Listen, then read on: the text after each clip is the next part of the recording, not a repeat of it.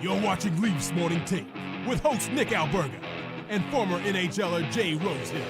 The show starts now. It is a world that consumes us, and off the top, Jay Rosehill, I'd like you to paint a picture of what it was like to be on social media on Tuesday if somebody was detoxing or not online. What was that like yesterday for you? Standard toxicity, I would say.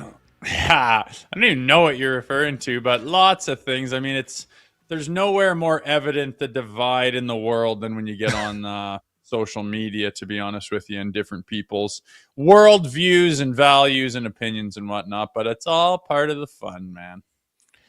I think you know what I'm talking about. I don't know what's going on with my algorithm either, because for some reason, every time I went on Twitter yesterday, it was some psychopath disowning Austin Matthews and saying they're finished with the captain of the Toronto Maple Leafs. My algorithm's in flux right now.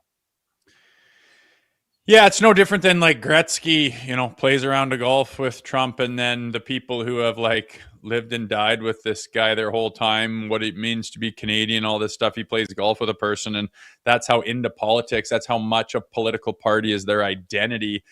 Drives me a little nuts. I don't care what side you're on at all. It doesn't matter to me. I don't think politics should be that much of your life. And honestly, the media nowadays and social media and algorithms, just like you say, is what creates that insanity. Mm-hmm.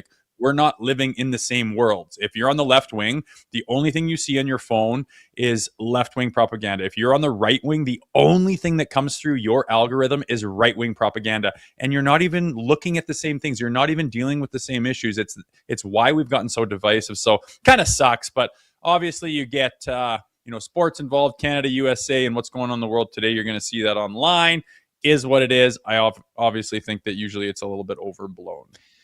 That is Jay Rosehill. I'm Nick Alberga. This is the Wednesday edition of Leafs Morning Take presented by Bet365. The Maple Leafs are back. Austin Matthews was at the White House yesterday. He apparently was only there for an hour, wasn't at the State of the Union at night. And good boy.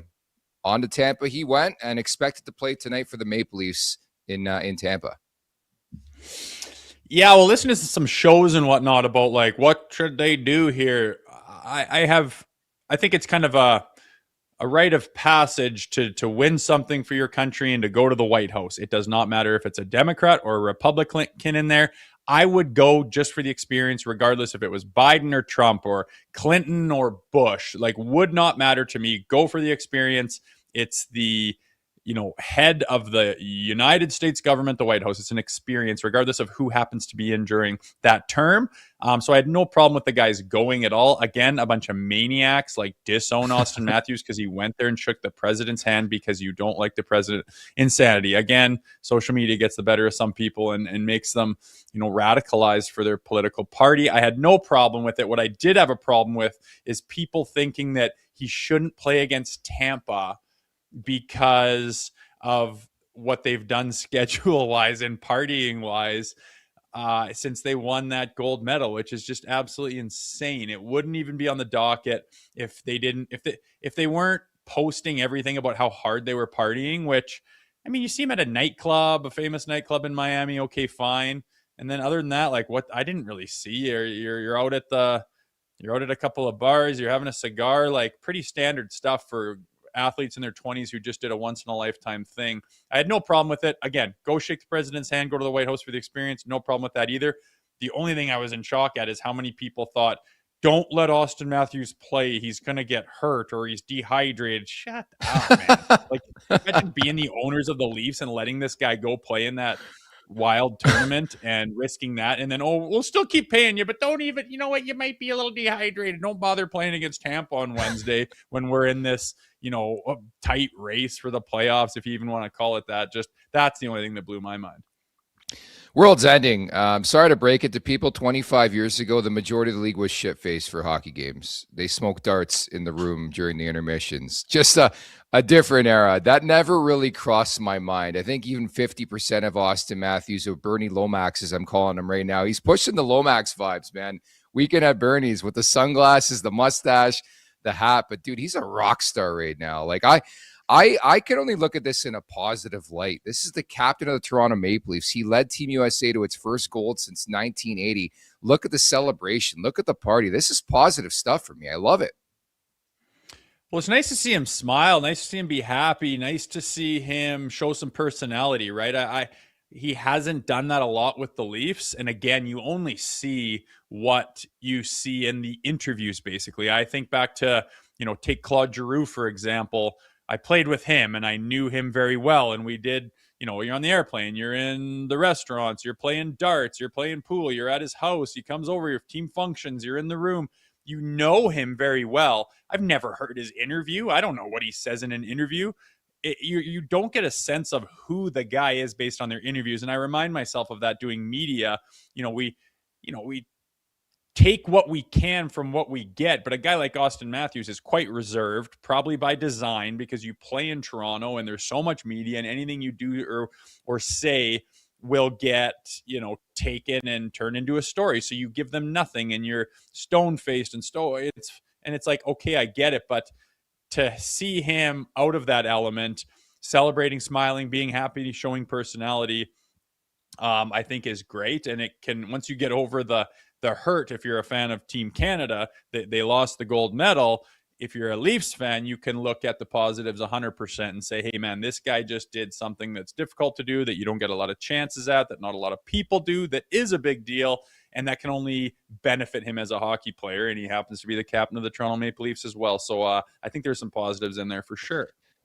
Random question. You played with Dion Phaneuf. Do you see any Dion Phaneuf in Austin Matthews, because you got both sides of the ledger where Phaneuf, like I covered Phaneuf when he was the captain of the Maple Leafs. I thought he was so boring. He's so dry. But then a video goes out of this guy playing Rocket Man bombed on a piano. We hear he comes in the room like it's the infamous Berkey story. First thing he goes to is change the music in the room. Do you think that's where we're at right now, where Matthews gives nothing to the media behind the scenes? He's like an unbelievable dude, the best guy, the most outgoing guy. Is that the play here? Well, I do not think there's a lot of parallels from Austin to Dion, to be honest. I think Dion's the most unique personality I've almost ever met, and I don't think there's ever going to be another one. But there's obviously something to it with everyone coming to his defense and why. Like, look, we do our job. We get heat for we've been hard on Austin Matthews in the past. All we give a shit about is the Toronto Maple Leafs and their success on the ice. That's all we really care about. And over the last 10 years in the playoffs, it has been a massive letdown. So Austin Matthews, you're going to question that. Why have they been bad? They should have won this. They should have won that series. Why did they blow that series? Why couldn't they get through this team? Those are the questions. And it comes to guys like the Marners and the Matthews and whoever you're talking about. I think that's fine. As far as who that guy is, the players that play with him will have a completely different perspective than us. That's why I never get personal. I don't know these guys personally. I've met Austin Matthews one time. That's nothing. What he presents on the video on the camera when he's being interviewed is no way indicative of his personality. Like, he could have his agent and he'd talk, and you're a superstar and you come out and you get a first overall pick and you score 4 goals in your first game. You would maybe sit down with your agent and say, listen, here's what can happen when you get off script on interviews. Here's what can happen when you show personality. And he gives us, the bland stuff, the John Tavares stuff. I think John Tavares is more, that is just his personality. That's how he does things. But I think there's potentially a lot more to Austin Matthews than what he shows in his interviews. And guess what? We're not privy to it. We don't get to see it. And I think that's true when you actually get to see him go and celebrate something for once. Oh, there's some personality. All right, there's a smile. And I just think it's good for him to get that experience. And it just reminds me that, hey, these guys behind closed doors, they have personalities, they have lives. And obviously these guys that play with him go to bat for him all the time. You got to remember that when you're doing it, because there's more to meet the eye than what they do in their bloody interviews. Trust me. Tell you what, Dion's catching some strays in the chat right now. I wasn't inspired to go that route, but I just was curious about like what it was like to deal with Dion Phaneuf on a daily basis behind the scenes. Now, naturally, a lot of the conversation the last couple days, because the first home game for the Maple Leafs back after the Olympics is Saturday night. Brady Tkachuk, Jake Sanderson will be in the building. They better, that crowd, like I think this is a big moment for the Maple Leafs. Like, that crowd better cheer the hell out of Austin Matthews. I don't want to hear anything else. I know there's a lot of discourse on social media the last 48 hours. Throw politics out the window. This is the captain of the Toronto Maple Leafs. He captained Team USA to the gold. Let's keep that grace as a country, man. So you're okay. So I mean, it didn't cross my mind really that if they announce, dude, I'm not kidding. There's people on captain, social media that like trade this guy because of his political beliefs. They're assuming his political beliefs now because he went to the White House. And they're fucking lunatics, man. They're politically captured lunatics that will be swayed any which direction for their political party. They're on both sides, and they're lunatics. I don't take any of that serious at all. I understand political parties. I understand, and I already said my piece on why it gets so divided and why it gets so politicized and why people get so fanatical about it. But you're a lunatic if you're that fanatical, where 3 days ago you were a hardcore Maple Leafs and Austin Matthews fan, and now because he did what 100,000 athletes have done and gone and shook in whoever the president is hand. I get that the president was on that phone call, said something rude about the girls because that's what Trump does. Is it okay? Is it rude? Of course it's rude. It's not something nice to say, but it's a rude comment. If that makes you want to tear it, like, settle the fuck down. And I never even thought about fans booing because he went and shook the president's hand. I was thinking they'd boo because the Americans won the gold medal, which and is fine. All of the Canadian fans in Canada, in Toronto, would go, boo, you won the gold medal. I thought that might be a thing. And I was like, well, I would hope that now that it's over and you're thinking on the positives, and he did something that is a feather in his cap by all means, and he captained that team, and now that's only going to benefit him and therefore your hockey team, the Toronto Maple Leafs. I thought people would clap and say, congratulations, good job, we'll get you next time, that type of thing. But I forgot about the element of the whole political thing too. So I guess we'll see. I'm sure they'll sneak it in real quiet at some point in time, maybe just flash it up on the screen, not even do a video.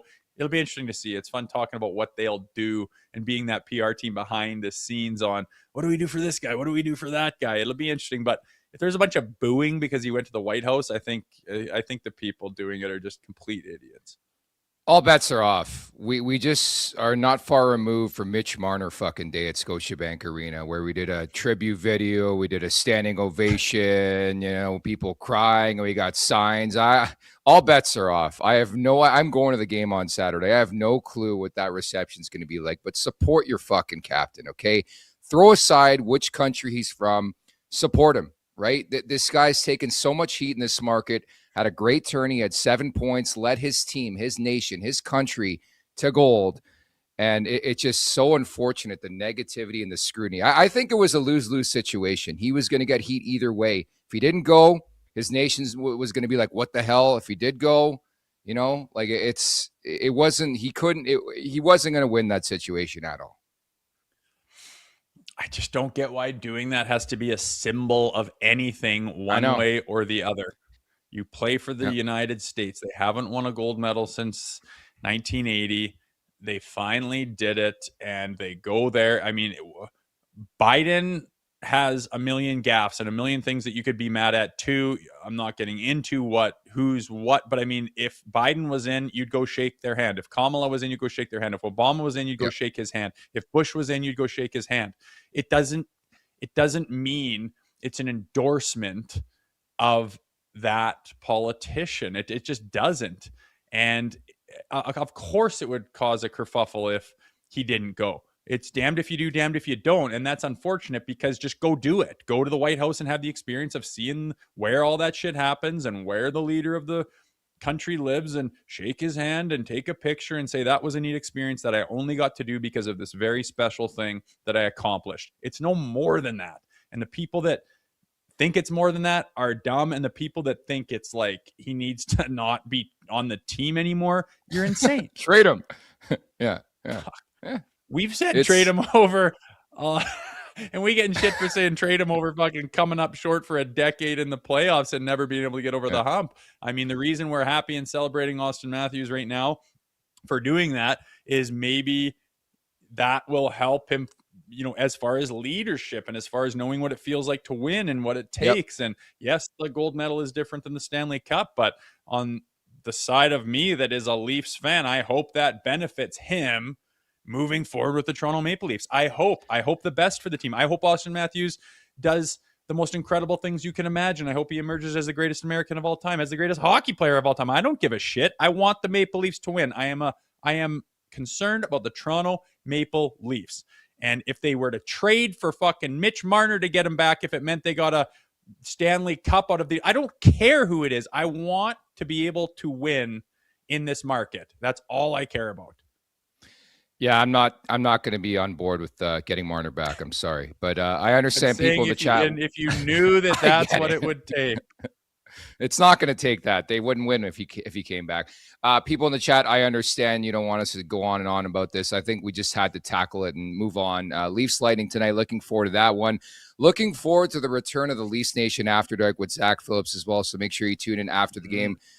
Directly following the game right here on the YouTube channel. We got Sid Seixeiro of the aptly named Sid Seixeiro Show coming up in about 10 minutes time. He's going to have opinion. There's no doubt about that.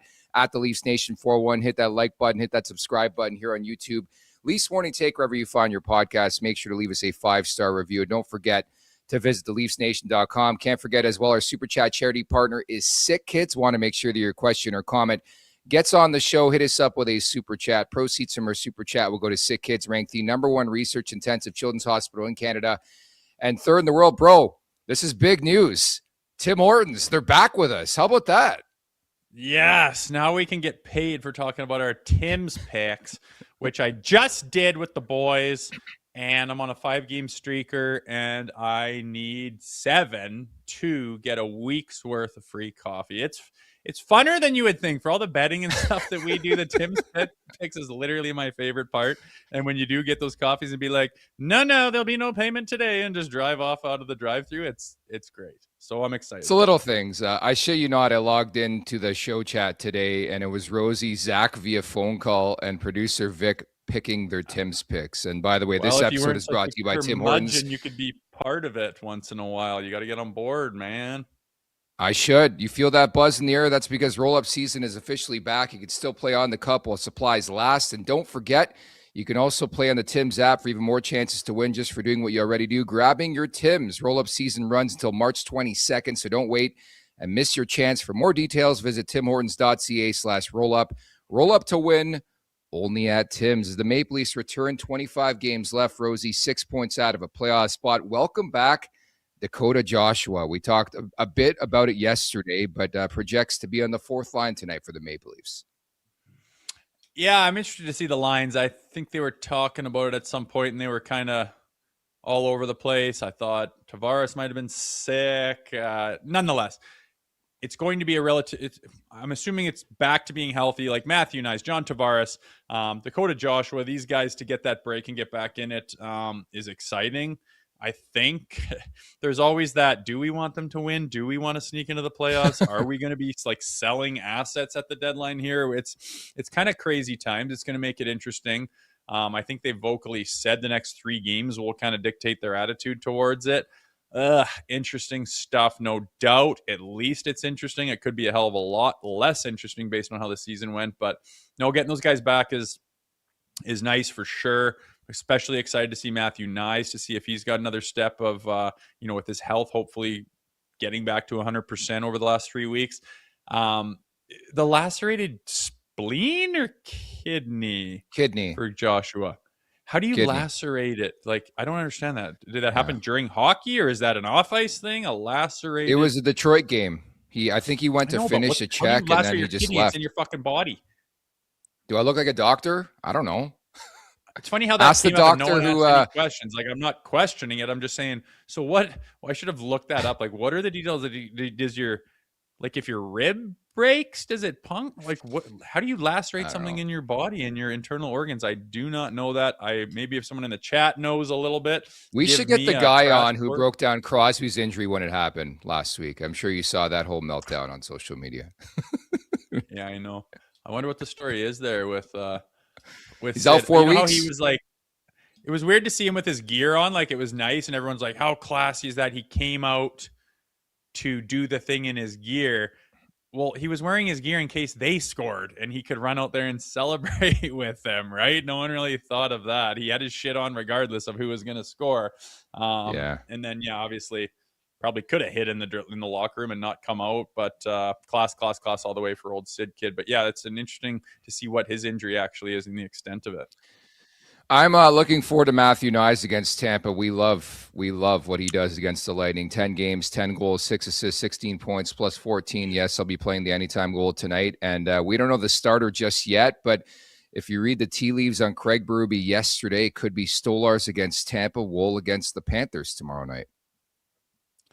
Interesting. Yeah. Where does that stand with you? Who's the starter right now? Who do you believe in more? Has Stoli shown enough that he can get back to form from last season, or is Wool the guy, or are they just kind of the 1A, 1B again, or where do you think that'll go with these tendies down the stretch here? I think it's a fresh slate. There's been so much time off, and I think the lasting memory too, man, is that game for Stolarz. I was there in Edmonton. He was throwback Stolarz from last season, 34 saves and a 5-2 win against the Oilers. And I think it's a clean slate. I think you're at a point in time in the season, there is belief in the market, the fan base, certainly the team. There's the potential of still going to the Stanley Cup playoffs. You're at a point where you have to ride the hot hand, but it's tricky in this market because both guys have proved that they're unable to stay healthy for more than 3 or 4 games. So I mean, this is a luxury. Let's be honest. When healthy, it's a pretty damn good battery mate. And that's the hope. These guys stay healthy. And if they can, then I think this team can take a legitimate shot here trying to make the playoffs. Yeah.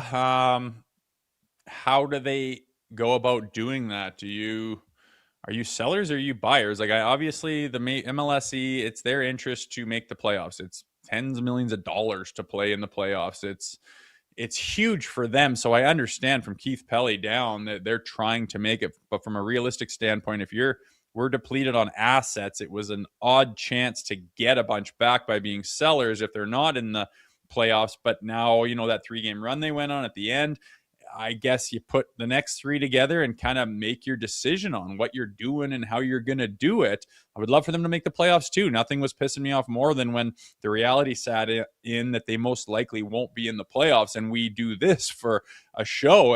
It's a disgusting feeling. I would love for them to make it, but I want them to pump the brakes on doing anything drastic in order to make that happen. But it's going to be an interesting 3, 4, 5, 6 games here down the stretch, and I guess we'll see where they go with it.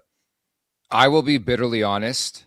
I'm scared shitless of what's to transpire between now and March 6th. I really, really am. I don't know what you're buying with to begin with. I think it just makes too much sense to lay out a bit like Boston did and come back stronger next season. But we know that's not going to happen. At the Leafs Nation 401, hit that like button, hit that subscribe button.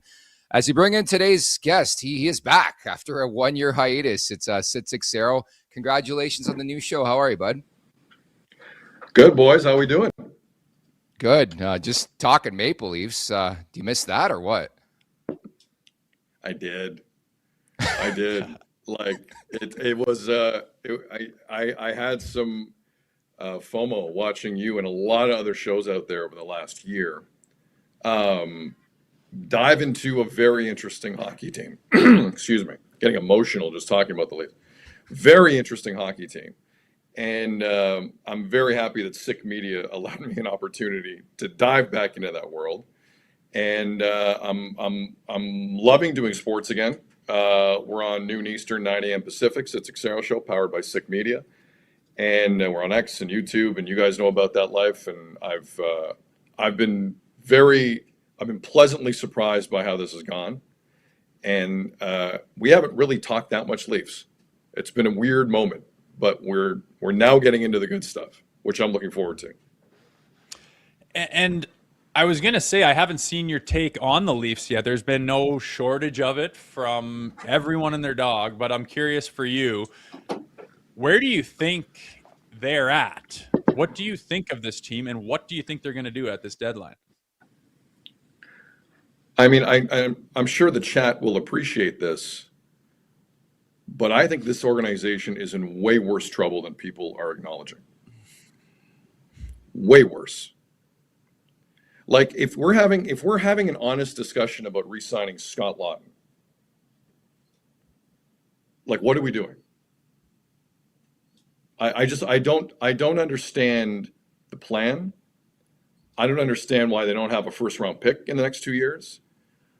I don't understand where the prospects are. Someone needs to answer me that question.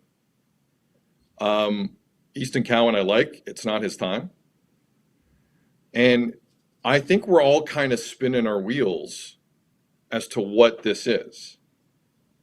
And I keep hearing the conversation around Austin Matthews being, well, you can't rebuild now. Austin just resigned. You have these prime years with Austin. You might not have a choice in that matter.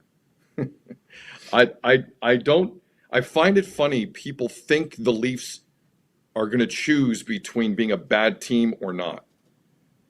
They have spent every asset they've had the last 10 years. A lot of good money after bad.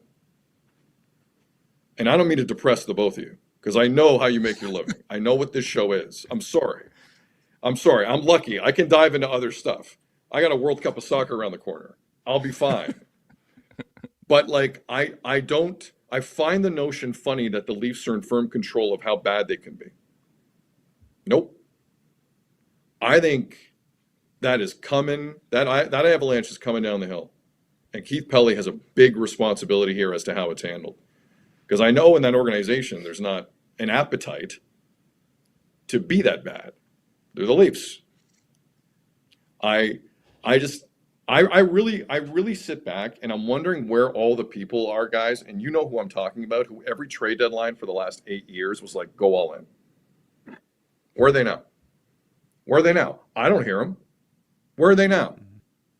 You don't have a pot to piss in prospect-wise or pick-wise. Where are they now? Do everything you can to get Jake McCabe. Anything you can do. Send him to 9 teams to retain. Whatever you can do to get Jake McCabe. Like, that philosophy was so misguided, so incorrect, so false, that we're now in a situation where it's like, if they don't get one first round pick back between now and next Friday, and I'm pretty sure that's a Pelley directive, if they don't get at least one, this might be the dumbest organization in the National Hockey League. It's a hot take. And I don't know how else to say it. Everyone's walking around it. And the Leafs are in a really interesting spot, and they're realizing, sorry, so you're not going to give us a first for Scott Laughton? Then what the hell did we do that for? Like, it's a wild place the Leafs are in. Wild. I don't know how they're digging out of it. The more I look at it, how do you trade McMahon? Who's left? I'm asking both of you. Who's left in the organization if you trade McMahon? He might get 25 goals. Like, what 25-goal scorer are you calling up? You've already spent your cap money. Like, who's coming in? Guys, this is a mess. Yeah, I know the chat below us, they're going nuts. They're going to go ahead. Go ahead. Some of us have been right out here for 10 years about this core. 10. While everyone else had their head in their sand and is like, nope, they're going to win because Shanahan says they're going to win. Now you're here. And a lot of teams around you have planned better. Which roster would you take right now, the Sens or the Leafs? Right now. Rosie, you want to go first on that? I would say Senators, though. You don't need to answer. I know exactly what your answer is if that's the answer. You guys talk about all the things. You hit some hot topics off the front of the show. I was listening. Now you're ducking that. Right. People, and I mean, there's a million different takes on this team and this core and the leadership and who and Marner and all the rest of it and all the things that people have been talking about and arguing about forever. What we know is we do have Austin Matthews. I've been critical of him and his leadership and his ability to get the team over the hump, regardless of what the situation is. He's just won a gold medal. From now that we've all gotten completely depressed, on the other side of things, is there some positivity there from Leafs fans as far as their leader, who may have had some question marks about leadership, just winning a gold medal for the United States, being their captain? Yeah, there are positives. And I didn't mean to do that off the front. But I'm tired. it is what it is, man. Like, it's just at some point the mirror doesn't lie and you look into it. And I don't care if they're 6 points out. Like, that's not the point. The point is, like, what's the future look like? And the future with Austin Matthews is going to be fascinating. Now, you hear both sides of it. Austin Matthews now captain the gold medal winning team of the Olympics. He's going to be a change player. Yeah, I mean, is he still the same guy who went to Germany on the mystery mission last year? And none of us still know what that was? Back, wrist? We don't know. In typical Matthews fashion in the tournament, he was good. He wasn't close to the best player. So I don't know how things necessarily change on the back end here. I think if you're a Leaf fan looking for anything, and I don't blame you, I do not blame you.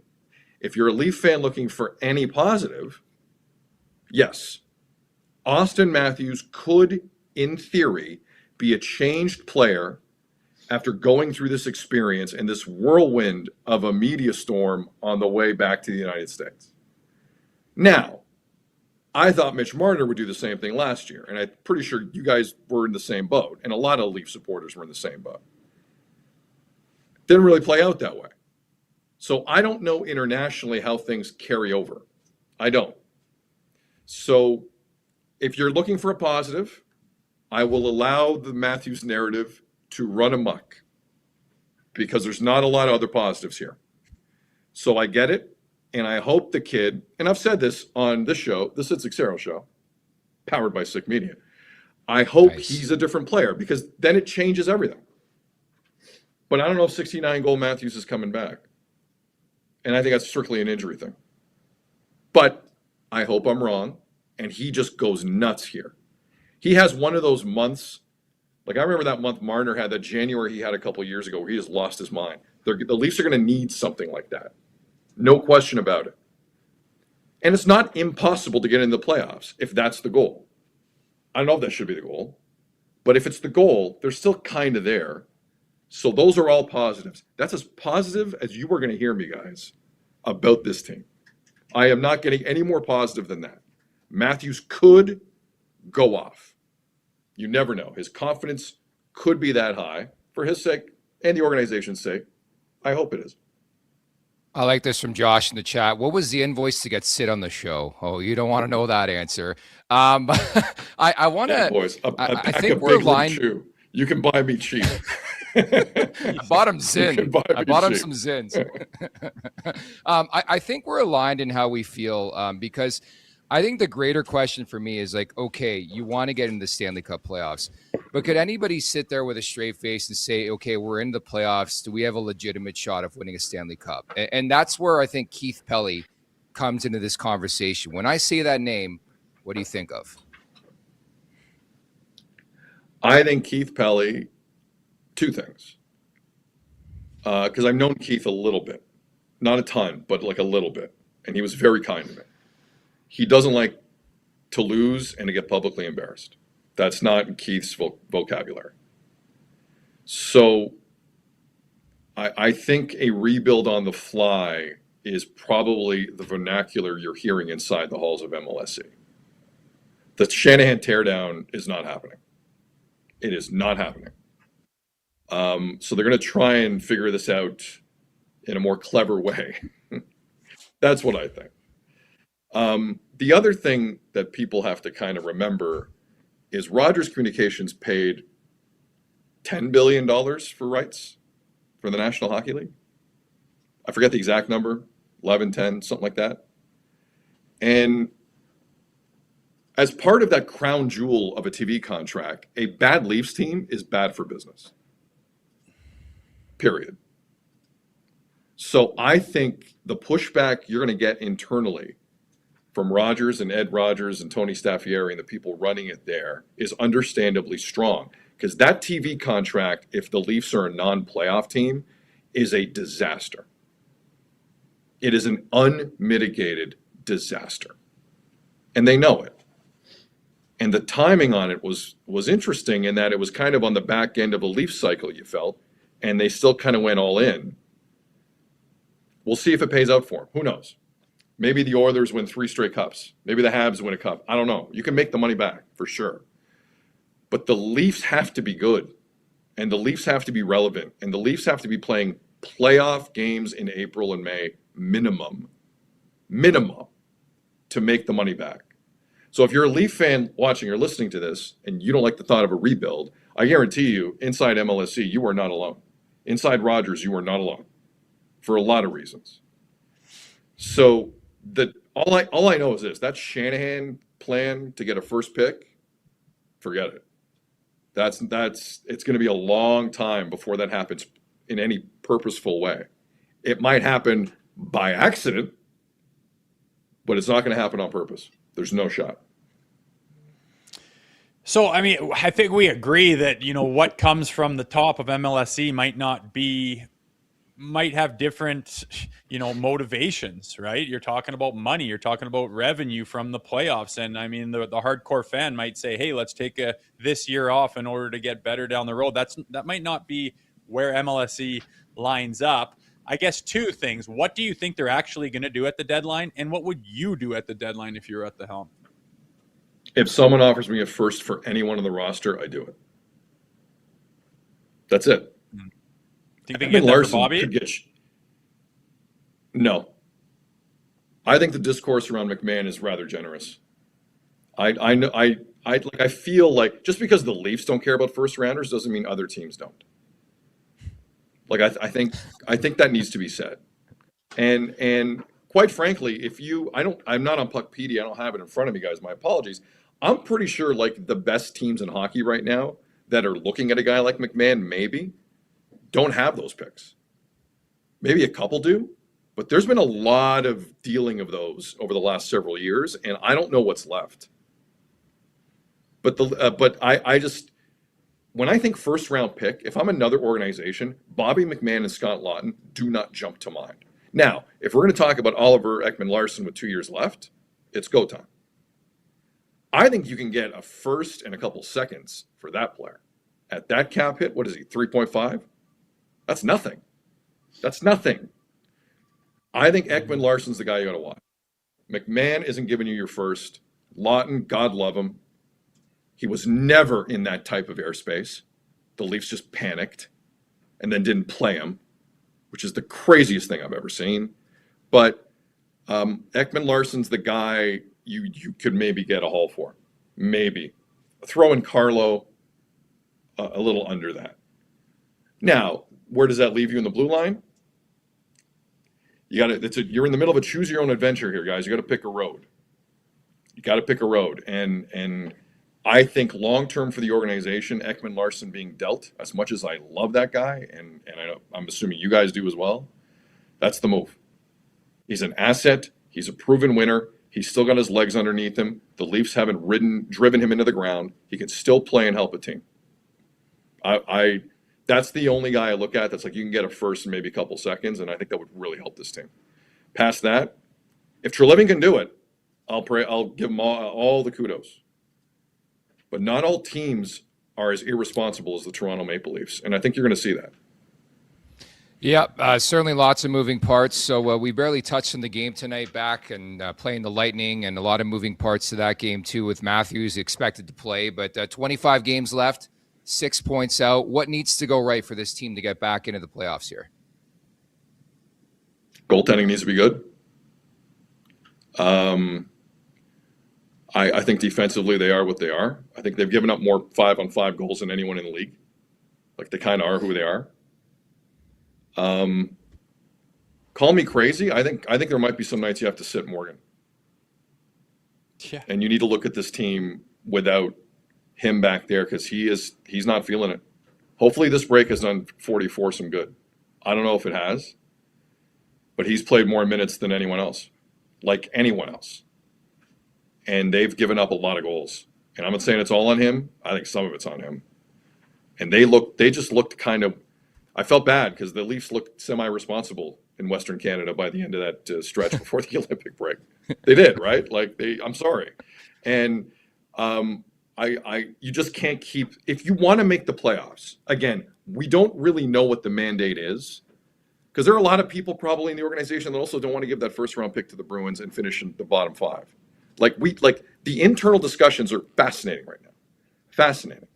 If you want to make the playoffs 6 games out, Riley has to play less. The goaltending has to be really good. Because I think they're going to be kind of the same offensive team. I don't think much is going to change.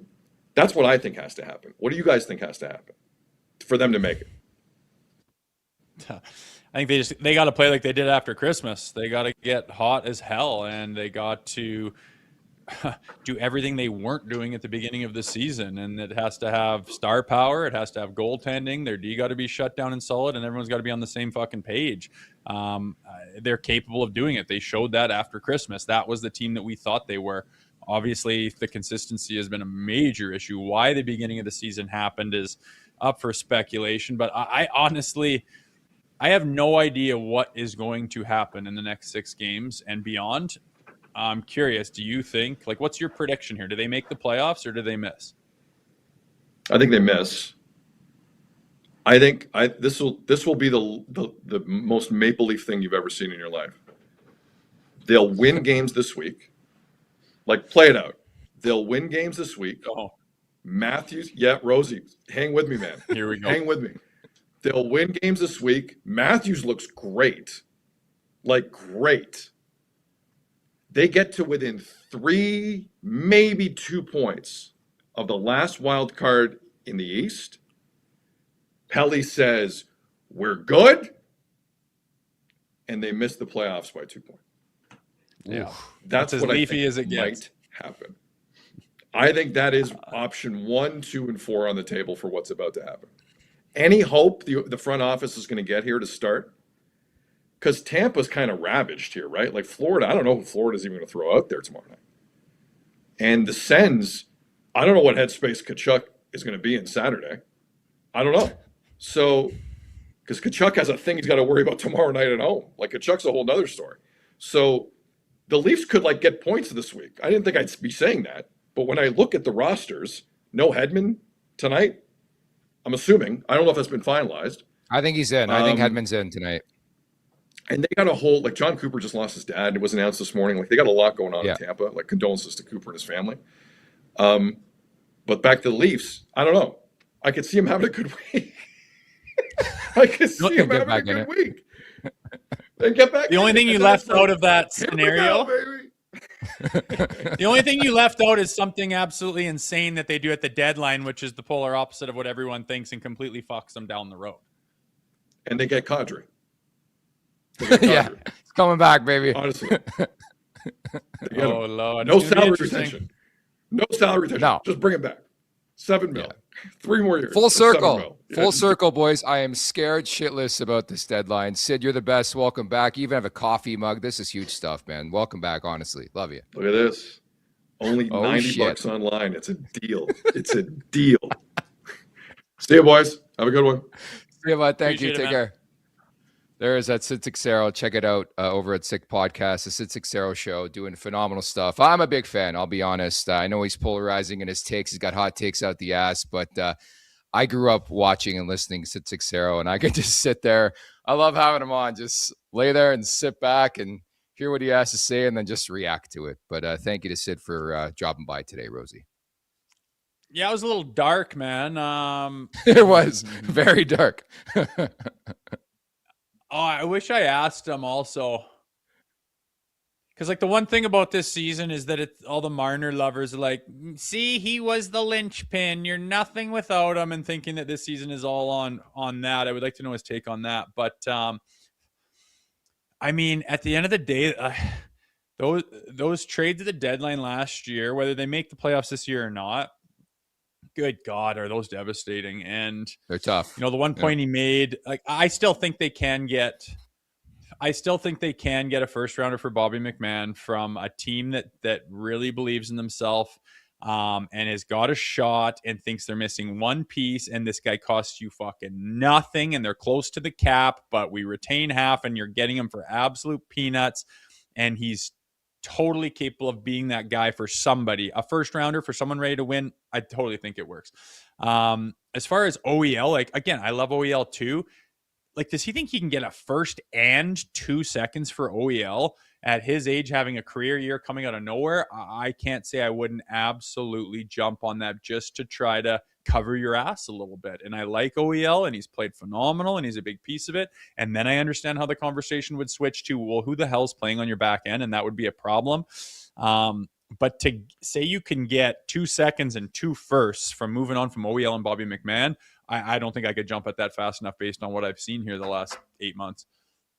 Yeah, I mean, it's a prime example. It just takes one to give you that offer. Like, unfortunately, the Leafs were that team twice last year with respect to Lawton, with respect to Carlos. So it just takes one GM to call you and be like, we think we're an OEL away from winning a Stanley Cup. Let's do this damn thing. As much as I love OEL, I mean, if the value's there, you got to make the trade for sure. It's one of the most exciting days in the hockey calendar.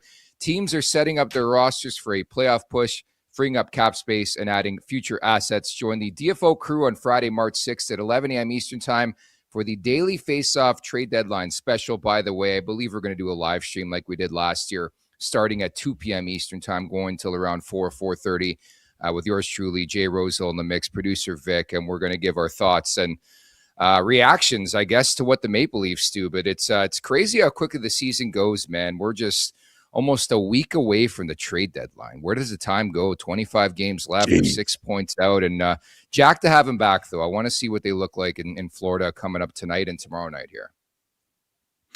Yeah, I know. It'd be good to get going again.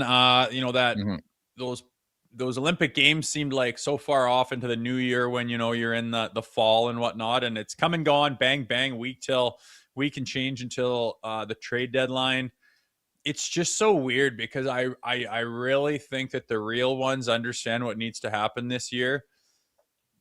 I mean, how much and the real hardcore ones, and you can call them delusional, are like, no, what I saw after Christmas, I still believe in this team. Like, all you got to do is get hot, healthy goalies, and an Austin Matthews. Oh, we could really be the underdog for once and really go on a tear, and maybe this is still our year. Like, I think there's still some of those out there. But for the most part, I think it's people who are realistic saying you need to sell at the deadline and recoup some assets. And then what you're fighting against is your own goddamn team who just doesn't care, and they need the gate sales, and they need the tickets, and they need the money from a playoff run or a 2-round playoff, or even 1 round. I would love to know the numbers on what they bring in. That's worth it to them, regardless of, you think a first rounder is more important to us than a first round ticket sales or revenue. It's interesting, man. And because of that dichotomy with, a hockey guy in Tree Living, but he's getting pulled in 2 different directions. Maybe what he knows in his head and his heart, and maybe what his bosses are demanding he does. It's for that reason, I think this is, interestingly enough, as polarizing a trade deadline as any. Yeah, I'm torn. I'm twisted. I part of me wants to believe, because I'm a Maple Leafs fan, that they can do this, but part of me is like, what's the point? Like, can you realistically look at this Maple Leafs roster? Maybe Tanev's in there fully healthy. Can they go up with the rest of the conference? Can they match up against the Western Conference? And that's the major debate in my brain. Like, what's the point of making the playoffs? I think I've got to go to new levels and new depths to suggest they make the playoffs. They're legitimately having a chance to win a Stanley Cup, if you understand what I mean. But listen to this. Like, no one seems to think this. If you're going to go on a run and make the Stanley Cup playoffs, what's it going to be on the back of? It's going to be unbelievable goaltending, and someone like Matthews or Nylander or whoever is going to get hot as piss and have some support there. That's it. That's what you need. That's what needs to happen.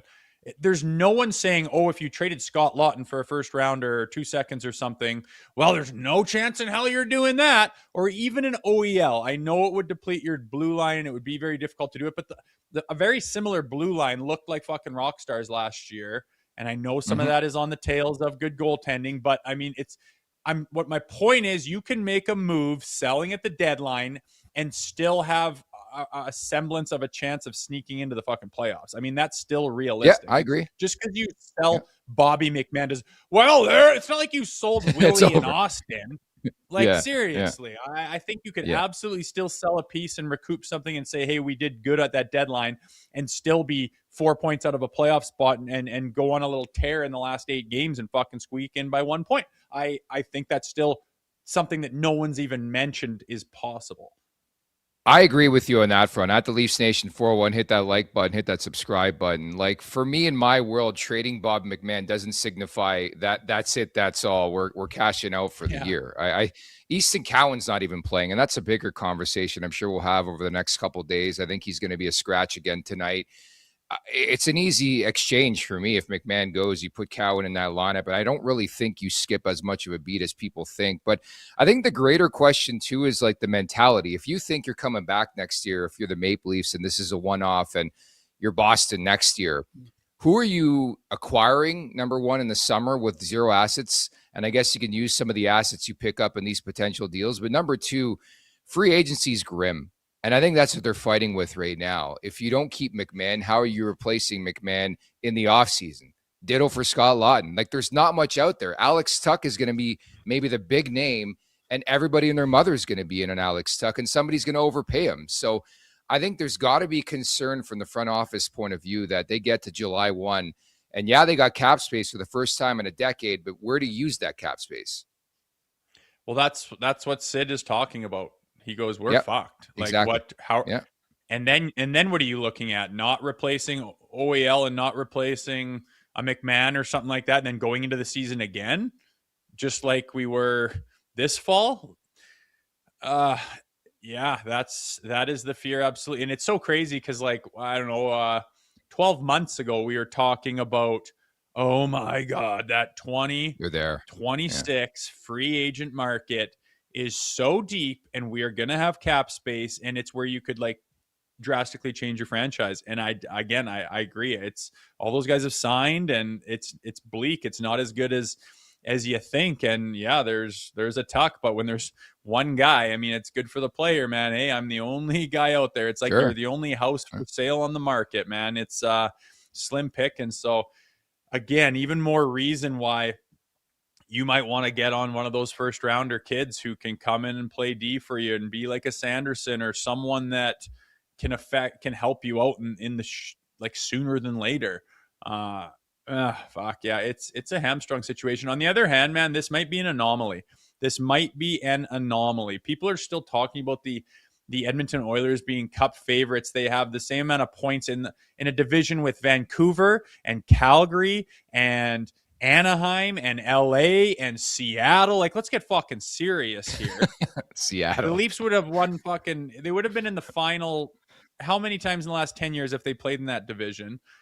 And people are still thinking that they're a goer. And I really think the beginning of the season is totally unexplainable. Call it chemistry, call it battling against the coach, call it whatever you want. I think there's going to be changes made this summer, but there's a chance still that those problems aren't problems next year, and that this roster is more like the one that we saw after Christmas or on that 3-game road trip before the Olympic break, and we're better than what they're showing. And this was an off year. This was an anomaly. I think that's still possible. Again, there's no one can argue that for sure, and no one can confirm it for sure. There's no crystal ball. We don't know, but there are parts of this season where I was like, that was just so out of the blue and nonsensical that I could see it being a one-off. Would you like a scope of what's going to be available on July 1 in terms of names? Yes, I would. Alex Ovechkin. No, he's going to be a free agent, but yeah, he's going to be a free, but he's either re-signing or retiring. Patrick Laine, John Carlson. Of course, this app's going to freeze on me. Mason Marchment's another name. Charlie Coyle. I mean, Oliver Bjorkstrand, who we're going to see tonight for Tampa. So what I'm telling you is, like, there's not many names out there that are going to move the needle for this Maple Leafs team. And I think this just adds to this shit show. Like, it's unfortunate the salary cap went up when it did, and the pandemic happened, and Marner leaving. Like, it was the perfect storm for the Maple Leafs not to capitalize. Like, we literally talked for a decade. Imagine this team had cap space, Because right now what's happening, everybody's got cap space because the salary cap keeps going up and up and up. So now it comes down to like an Alex Tuck situation where it's like, how badly do I want to stay in Buffalo? Can I go test the market? Can I get more elsewhere? And this is a rarity because nobody really premium is available. We just saw Panarin go to LA. He resigns. But more times than not, I think it's going to be a theme at least the next couple of years where guys are going to re-sign with their teams, man. If you like where you're at, you're going to get the money, you're going to get market value, then stay put. Yeah, it's interesting, man.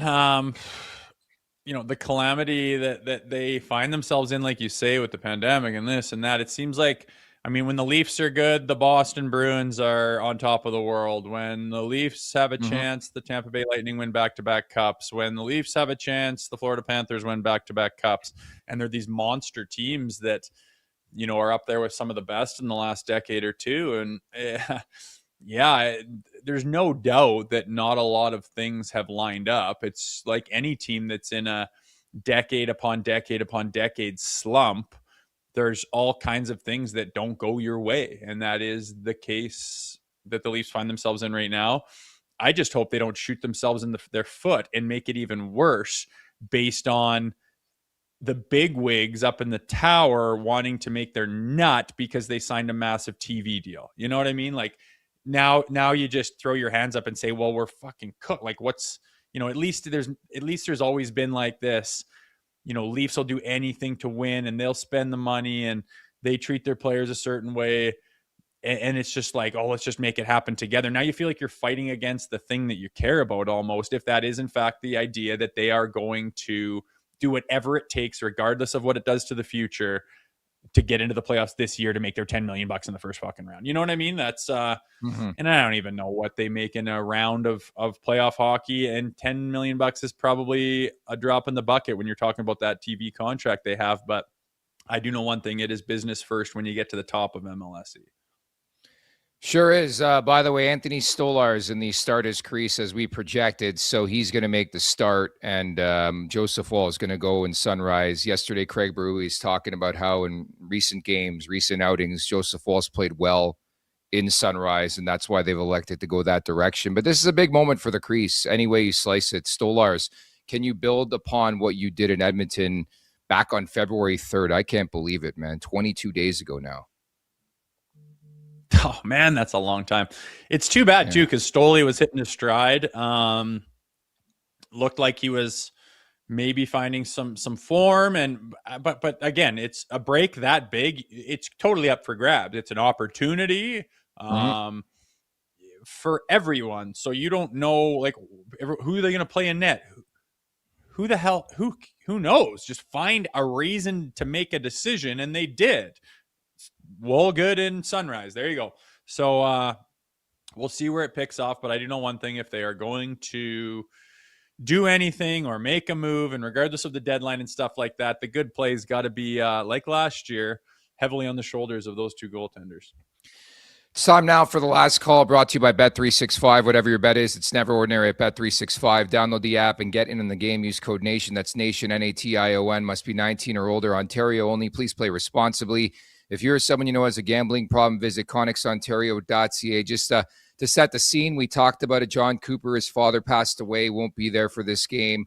Cirelli's not going to play. I think Point's going to be back. I think Hedman's going to be back in the lineup. You're going to get a fresh Kucherov, Vasilevsky. But two things I want to bring up here as we make our bets. The Maple Leafs have won 5 in a row and 8 of 10 over Tampa. Since winning that series a couple years back, they've dominated the Lightning. It hasn't mattered.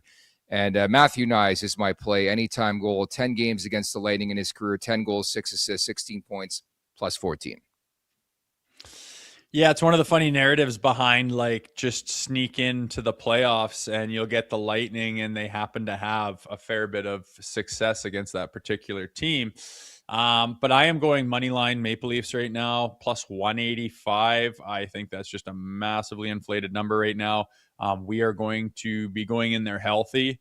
Tavares, Knies, these guys, goaltenders, that's a huge thing for this team that I think Vegas is missing right there. And I'm going to take Matthew Knies 2 points and just sprinkle a bunch of Matthew. I'm just going to look at all the potential for the Matthew Knies stuff and sprinkle it right there. Another thing is, yes, condolences to John Cooper for losing his father. When a team comes off a break like that, it's number one motivation of the coaches to get the guys focused and back and twisting their minds back onto hockey, back onto the details, back onto preparation. It's easy when you take a break like that for 3 weeks to come into the locker room and where did you go? What did you do? How about this story? Oh, I was in the Bahamas. And how about this? Did you hear what happened to so-and-so? And you're going back and forth and you kind of forget. You're catching up with the boys. You're kind of in vacation mode. The coach is there to dial you, and they don't have that guy right now, which, you know, I know there's a theme of like, let's rally behind the coach and win one for Coop. I look at it the other way, man. It's going to be hard to get those guys back into game mode here after a massive hiatus, which they are not used to. And the number one guy that pulls you back into there, especially on that team, is John Cooper, and he's simply not going to be there. So I got the Leafs heavy tonight.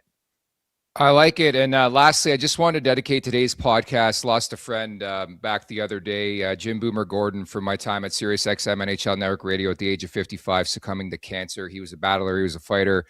Talked to him earlier this month, 3 weeks ago, and he was just the type of person, really didn't want people to know what he was going through, but I did. So shout out to Boomer in heaven. Rest easy, my friend. And with that, we'll wrap today, get set for the show tomorrow. Thank you to everybody in the chat. Leafs and Panthers tomorrow, another big one, man. Brad Marchand, is he going to play in that game? The Panthers had a lot of Olympians, a lot of people in Milan for that one. So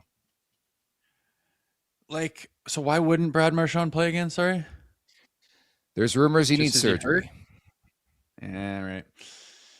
I know. I cannot believe the amount of people questioning whether the guys who either America or Canadians are just not going to play on Wednesday. Like, what do you played on Sunday? Maybe like, what do you mean you're not going to play on Wednesday? I don't care if you had a bunch of beers. Like, you're playing on Wednesday. Yeah. You get paid to play. You just took a 3-week fuck. Like, that's insane to me. But yes, Marchand did not seem himself out there. I'm not surprised there's some rumors going on about that. But yeah, man, we're back in the swing. I can't wait for tonight. Get back on Leafs hockey. Get back into the NHL. Back-to-back. Florida, Tampa, the Florida swing. Unreal. I can't wait to see what happens, as there's so many storylines and so many possibilities. We're back. Thank you to Sid Seixeiro for dropping by the show. Thank you to everybody in the chat. You guys are fantastic. Great to be back talking Maple Leafs hockey at the Leafs Nation 401. Hit that like button. Hit that subscribe button on the way out. Leafs Morning Take, wherever you find your podcast. Make sure to leave us a 5-star review. And don't forget to visit theleafsnation.com. Thank you to producer Vic. Again, check out the Leafs Nation After Dark with Zach Phillips directly following this game tonight. For Jay Rosehill, I'm Nick Alberga. We'll talk tomorrow. Take care, everybody. Make sure to check out more of our content right here on the Leafs Nation YouTube page. We got long-form interviews. We got clips. We got epic rants by Jay Rosehill. We simply have it all. And don't forget, you can find out much more at theleafsnation.com. Thanks so much for watching.